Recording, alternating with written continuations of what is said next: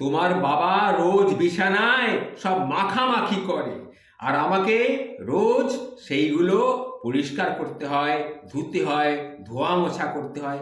কি জ্বালা বলো দেখিনি। অফিস থেকে ফিরে স্ত্রীর মুখে এই কথা শুনে মনটা বড় খারাপ হয়ে গেল। তখন আমি স্ত্রীকে বললাম, দেখো, বাবার তো অনেক বয়স হয়েছে, অসুস্থ মানুষ, একটুখানি দেখে শুনে একটুখানি ম্যানেজ করে নাও না। তখন স্ত্রী বলল, আচ্ছা আচ্ছা, হয়েছে হয়েছে, তুমি যাও, অফিস থেকে এসছো, একটু ফ্রেশ হয়ে নাও, খেতে দেবো।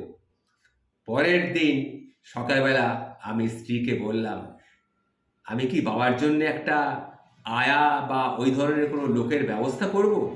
তখন স্ত্রী বলল, আমাদের এত আর্থিক সচ্ছলতা নেই যে বাবার জন্য একটা এক্সট্রা আয়াকে রাখতে হবে বা একটা লোককে রাখতে হবে। হঠাৎ পাশের ঘর থেকে বাবার কণ্ঠস্বর ভেসে এলো, মা, ও মা, মা, একটু এদিকে এসো তো মা। আমার স্ত্রী বাবার ঘরে গেল, আমিও তার পেছন পেছন গেলাম। তখন বাবা আমার স্ত্রীর মাথায় হাত রেখে বলল, মা, তোমার কি খুব কষ্ট হচ্ছে মা? দেখো, আমি তো অসুস্থ, সব কিছু ঠিক বুঝে শুনে করে উঠতে পারি না, তোমাকে আমি খুব খাটাচ্ছি, তাই না মা? একটু মানিয়ে গুছিয়ে নাও না মা, একটু কষ্ট করো, আমি তোমাকে আশীর্বাদ করছি, তুমি ভালো থাকবে মা, তোমার কোনো কষ্ট হবে না।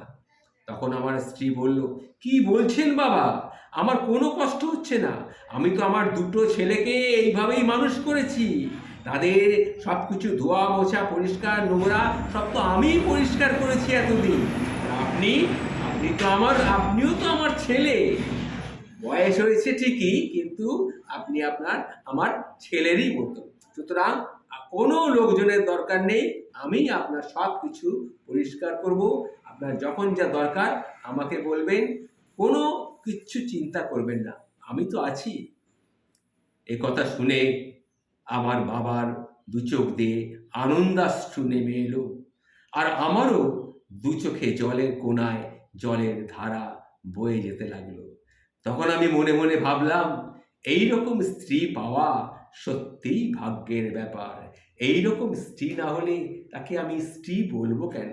এই সংসারকে ঠিক মতো সামলে রাখবে, কারণ আমরাও তো একদিন বুড়ো হব, আমার স্ত্রীও একদিন বুড়ি হবে। তখন আমার ছেলেমেয়েরা আমাকে দেখে, আমার স্ত্রীকে দেখে তারা তো শিখবে, তারাও তখন তাদের বাবা মাকে, মানে আমাদেরকে ঠিক মতো ঠিক এইভাবেই রাখবে, এটাই আমরা আশা করি। সুতরাং এটা একটা দৃষ্টান্ত হয়ে থাকলে সব দিক দিয়েই আমরা ভালো থাকতে পারি। নমস্কার বন্ধু, নমস্কার।